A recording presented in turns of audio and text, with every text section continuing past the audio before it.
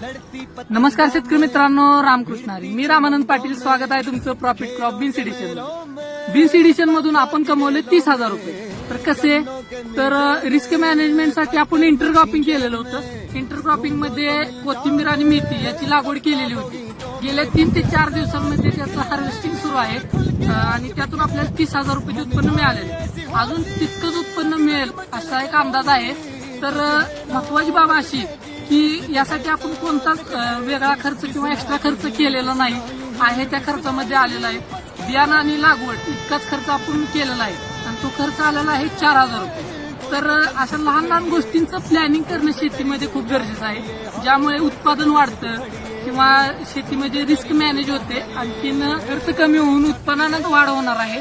Beans हे आपले मुख्य पीक आहे आणि इंटरक्रॉपिंग मधून येणाऱ्या उत्पन्नातून बीन्सचा खर्च निघणार आहे आणि बीन्स मधून निघणारं उत्पन्न हे आपलं प्रॉफिट असणार आहे. तर पुढची माहिती नेक्स्ट ब्लॉग मध्ये पाहू. धन्यवाद.